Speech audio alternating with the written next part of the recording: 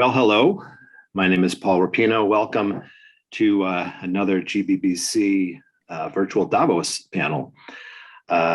We are going to be discussing one of the big questions in the marketplace today, and that is, can we build better carbon markets by 2050? And we'll put more context around that in just a few minutes. But wanted to welcome you. We all would have been in Davos right now, most likely. Very thankful to the sponsors and other speakers who have joined us through GBBC today, and the team at GBBC for putting this together. I've listened to most of the early sessions, and it's been really insightful. It's been inspirational just to be kind of together again in some way, and really looking forward to moving forward. Quick background, worked at Microsoft for years in financial services. The last 5 or 6 years in emerging technology that really opened my eyes to the ecosystem and where we can add value and where it's broken. Most recently, I was working at IWA, which is Interwork Alliance. We'll talk about that in just a minute. And we merged last year successfully with GBBC, and we've had a lot of really big wins, and it's been a great combination. I'm also the co-chair of the GBBC GSMI Green Economy, which we did about a level 100, level 200 maybe, of the last 10 years, and kind of then looking into the short-term future on where we're at on the green economy. What is the technology and what is the emerging technology that's going to impact that space? I also sit on the leadership team with the Interwork Alliance with Marley Gray. So I want to introduce Marley. He's the principal architect of carbon and ESG and financial services, which is a great intersection. He's at Microsoft, and he's also a founding member, a teammate, and a friend at IWA. So Marley, you want to give us a little background, and then we'll jump into the topic. Sure. Thanks, Paul. Yes, like I said, I'm primarily working in I work in the Azure division, and we focus on really looking at hard problems that involve multiple parties. So I've been focused on multi-party compute problems that trace back to 2015 when I helped start the blockchain engineering team at Microsoft, and have since sort of graduated into higher level use cases to focus on how can we actually solve this, use these technologies to solve these somewhat intractable problems that are hard to get going. Great. Well, listen, the Interwork Alliance, we won't spend a lot of time on it, but we have spent a lot of time digging into carbon markets and the real details about what tokenization standards look like. I think Sophia is going to, or the team is going to post a link where you can get more white paper and details. A lot of the team work that Marley's team has done on this topic is a really worthwhile read for many reasons. But if you're looking to learn about the current marketplace or where it's going, I would definitely recommend you take a look at the Interwork Alliance work we've done on the carbon market space. So the question comes up, can we build better carbon markets by 2050? And what's the significance of 2050? Just a quick background, 2005 or so, we started hearing the word cap and trade. So being able to, cap the amount of emissions and then trade the difference and try to bring down your carbon footprint. And then around 2016, I think, was a Kyoto Protocol, which set in place the standards for reducing emissions to really net zero by 2050. So that's the target market out there, and there's been a lot of work done in the meantime. But Marley, back before, and you've been deeply involved in this, both with the IWA, and also with Microsoft, who is one of the biggest, buyers in the carbon market to try to balance that trade out. You wrote a blog post prior to COP26 last fall, which, we've been working together for a while, but when I read this, I was I don't want to say floored, but it was really a wake-up call to say we have a lot of work to do. And the first, I think Sophia will post this blog too. I'd recommend you all take a look at this. But you said there's no clear path to net zero by 2050 without carbon removal. So not only are you talking about trading and figuring out the ecosystem, but just removing it. Can you give us a little bit more about that article and kind of the impetus of it and where you see what you wanted to achieve out of that? Yeah, primarily there was two drivers there. One was, just looking at how looking at any problem, you have to see if it work at small scale and scale up to get to the larger scale. And at Microsoft, we had set our own sustainability goals, one of which is carbon to be net negative by 2030 and historically negative by 2050. And doing the analysis and number crunching of how we were actually going to achieve that, turned out we could not find a path to get to not only net zero, but our goal is to get less than zero, right? To actually get below that. And as corporations are all around the world have made these pledges, primarily, some of it's driven by what most people will call ESG, really to as they set these goals, it's then difficult to figure out how you actually achieve them and how you report on those to say, how can I show that I met those goals? So in the sense, the corporate world is moving much faster than the, world as a whole, and the collective governments around the world and the Paris Agreement, trying to move faster. And so just by going out and saying, okay, most of our emissions don't come from our own operations. They come from our supply chain, or what we call scope 3 emissions. And we could not find enough carbon products to offset those emissions because we can't directly influence them. We can't, go to our supply chain and cut their carbon emissions. We have to try to influence them to do so. But to be able to do that, we had to purchase carbon credits in the market, and we couldn't find enough to net down to get us to a negative position. It's sort of like, you look at calculus and you try to get, how do you get to a zero number? And you can always cut something in half to infinity and never get to zero. Right. And until you get to removing in negative numbers, you get to a zero position. So we basically said, for us to hit our goals, we have to target any sort of offsetting that we do by using removals of carbon and not just reductions of carbon.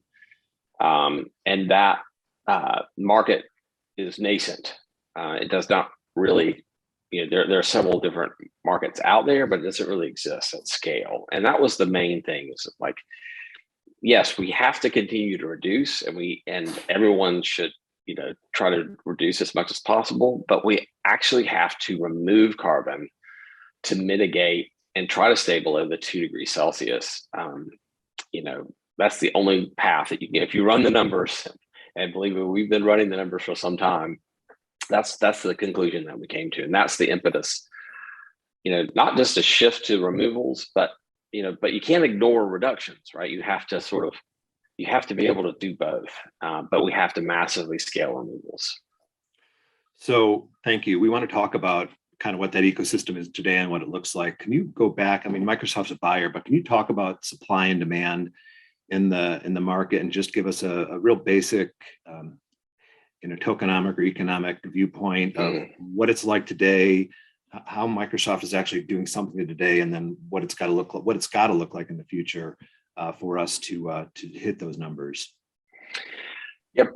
Step back a bit. If you think about, there's different types of carbon credits. You mentioned the first, which is a cap and trade sort of system. A carbon credit there is more like a credit or allowance, right? You purchase a credit to allow you to emit X tons of carbon. And the market, if you happen to emit less than you purchased, then you can sell the credits that you didn't need into the market. And then the next year, the central governing body, whoever that might be, if it's the EU or somebody like that, they're going to issue fewer allowances the next year and slowly reduce the amount and sort of use the market mechanisms there to reduce the emissions. In the voluntary space, there's no central governing body that's just issuing those. And in that sense, a cap and trade market is really simple because it's pretty straightforward. And a reduction or an avoidance credit or a reduction credit and a removal credit, those are what we call intangible assets. There is no central governing body issuing. There's no, and they are created at the ton level. So when you issue a carbon credit in the voluntary market, it's issued as a 1 ton of CO2 in either reduction or removal right now, there's really not a distinction. It's just 1 ton of carbon.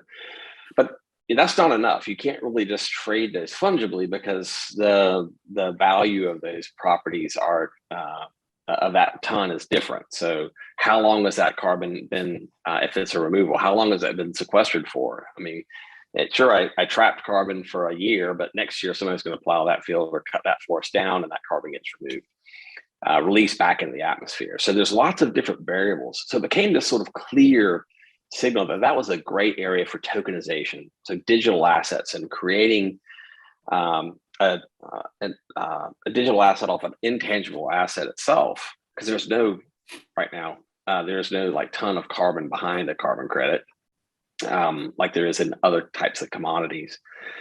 But because they're intangible assets, they're also built on trust, right? Because you don't have a physical commodity at the end of it. So the creation of the credits themselves, you have to go all the way back. You have to go back further. It's not good enough just to print carbon credits. You have to then say each credit, what's its integrity level, its authenticity. How can I trust that this carbon credit hasn't been sold to 10 other buyers and all 10 people are claiming the same 1 ton? And that market mechanism was not in place. So we think tokenization and a distributed ledger sort of blockchain type of approach is appropriate for the volunteer market and these types of assets. So the work you've done on voluntary markets has garnered some success. Can you talk about what your proudest accomplishments or some of the biggest achievements you've reached in the last 2 years since you started IWA and what that looks like today and where you want to take it? Yeah, it was, I think the biggest thing was, and it seems like the simplest, but it was probably the hardest, was when you would talk to different organizations, you ask them what a carbon credit is. They all seemed to think they knew what it was, but they really didn't.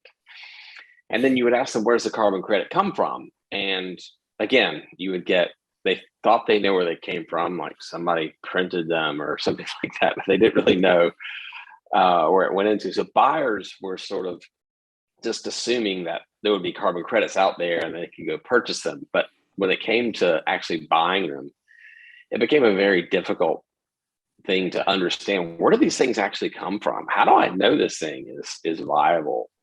So when we dug into it, there was not one place that had a common sort of process that described how a carbon credit comes to creation. So at IWA, the first thing we did is said, let's just come up with a high level, non-technical flow, shared common process that that describes the life cycle of a carbon credit, from cradle to grave. I even say it's pre-cradle, right? It's from the inception point. And from that, we want to then glean the data elements, the multi-party data elements along that life cycle. Who contributes that data, then who attests to the authenticity of that data through that life cycle, so we can describe a process standard, and then what I'll call a multi-party data standard. What I used to call minimally viable blockchain data was, what's that set of data that all parties in that ecosystem need to see, and able to instill trust in that ecosystem. And we did that. We just, it's not perfect, right? It's pretty high level. But it allowed us to do a couple of things: is agree on how we're going to talk about the process, what we call things. Having common language is dramatically important to get multiple organizations strewn across the globe to march in the same direction. If we're all speaking different, we have no common understanding, it's very hard to get these things to move forward. So that was the first thing. And the second one is to really then focus on, that the hard part of this ecosystem is not the trading of carbon credits. It's not standing up marketplaces of the carbon credits. It's how do we create the credits themselves, so we have trust baked into the credits, so that that markets can function at these trades and exchanges and marketplaces that want to stand up will have goods to trade at scale.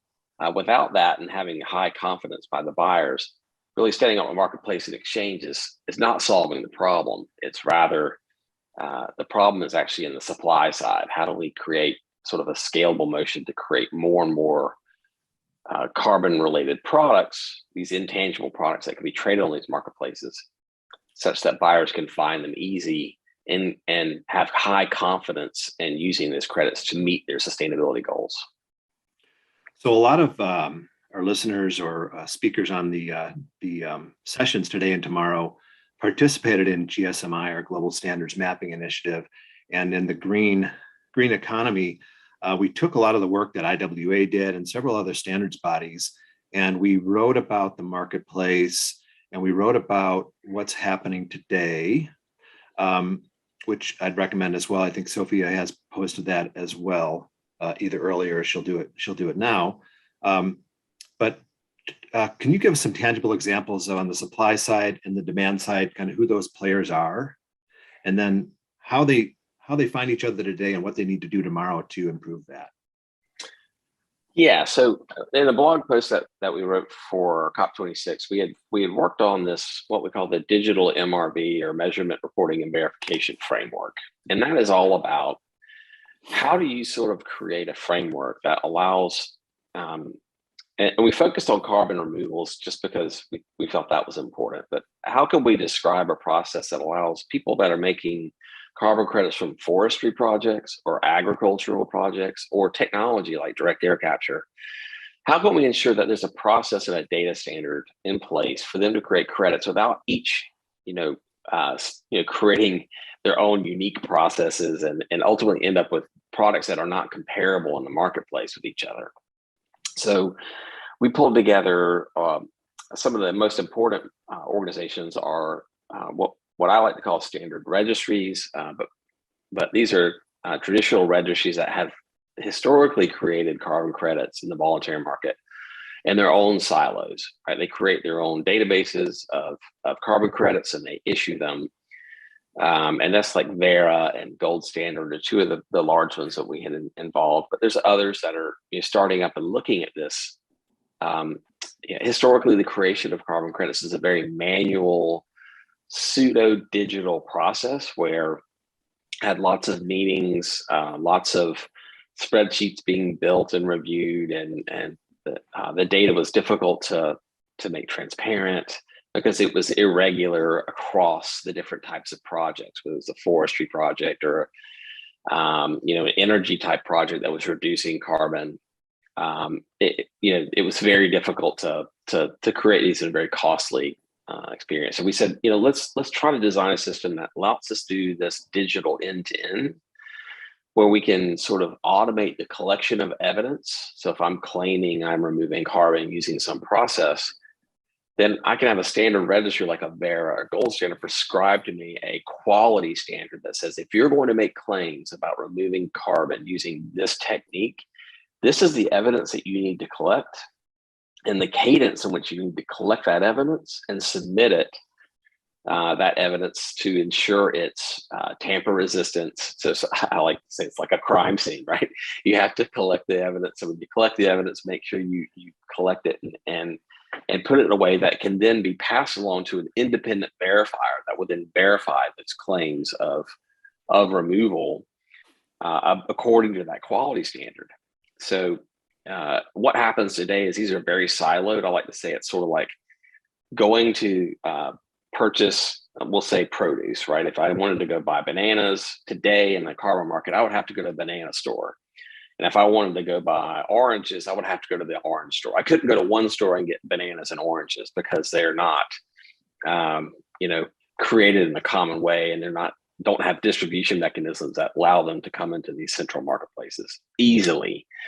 What we're trying to do is lay that groundwork where we can have these types of products defined in a common way, such they can be streamlined and distributed in common ways, so that I can put, scale this to where I can go to one store and buy bananas and oranges and all sorts of other carbon type products that come from different quality standards. So it's forest carbon, soil carbon, or technology based carbon solutions. As a buyer, I can, feel the produce, I can evaluate the value of those intangible assets, those tokens, and make and have confidence in those products and make those purchases directly. That's the place where it needs to go, and we're in that process of getting it there. The first step was this: let's define that process, define that standard, sort of that we agree on, and let's do some iterations on that, and stand it up and test it out. And that's what we did in the LinkedIn article: was sort of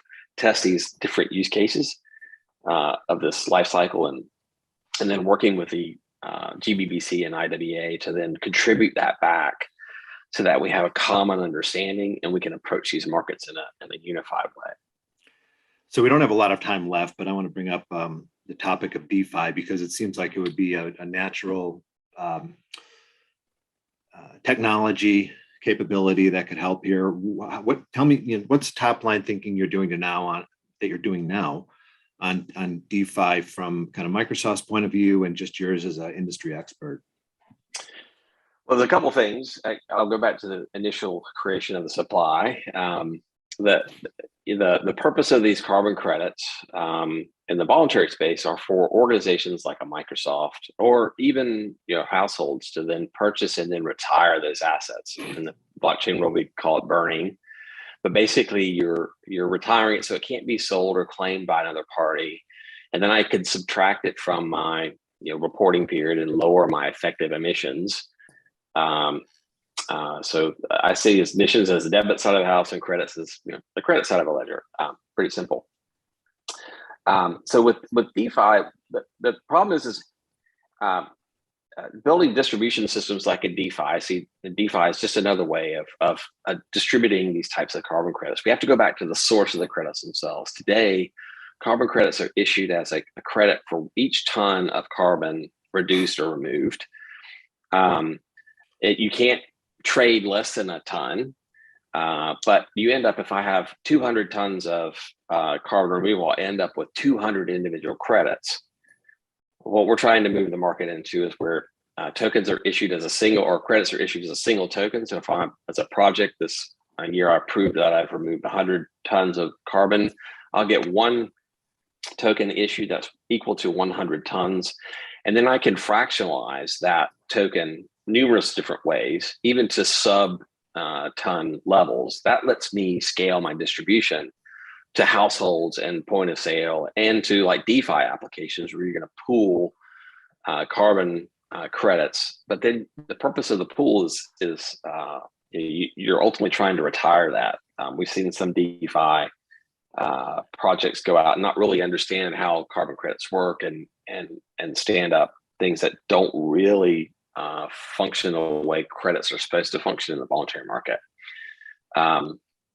So I think it's huge opportunity. First, though, we have to get to that point, and the second is we have to then allow those credits. They're very much like NFTs, non-fungible tokens, in the removal space, in that the credit's value will be based on things like its durability, how long it's going to be sequestered for, its additionality. These attributes that buyers need to look at that will help it determine the price per ton. And what that'll let you do is then create pools of assets that have the same attributes, basically would fetch the same price, and then you can trade in those pools fungibly. So those are like DeFi. I can see DeFi pools coming up together and saying, hey, here's a DeFi pool that we're going to focus on carbon removals for direct air capture that have a durability of 1,000 years, and so on and so on. And then investors can buy into that using a DeFi distribution model. But the key there is at some point you have to retire those assets or hold them and trade them outside the pool. So there's different mechanisms to do that. But I think DeFi is a huge opportunity, but we have to get the supply creation correct to let those solutions scale the way they want to. And one of the last things I'll say about that is I've talked about fractionality. If I'm breaking a ton of carbon up into smaller tons, I need to be retire sub or fractions of a credit itself, and that retirement mechanism has to go all the way back to the issuer. If it was Vera or Gold Standard, that they have to approve that retirement. So there's a lot of transparency. It has to go through that for these market mechanisms to work. The tokenization of these assets will help us get to that point. Got it. Well, hey Marley, thanks. Thanks for all your work with IWA and GBBC and just bringing real world experience from what you're doing at Microsoft and also your partners who are adding a ton of value to the space. We've got a lot of work to do as we move ahead. So if you're listening and can lean in with GBBC or IWA or bring your real world experience to this problem, we'd love to have you reach out. So thanks again for joining us today and look forward to the rest of our sessions.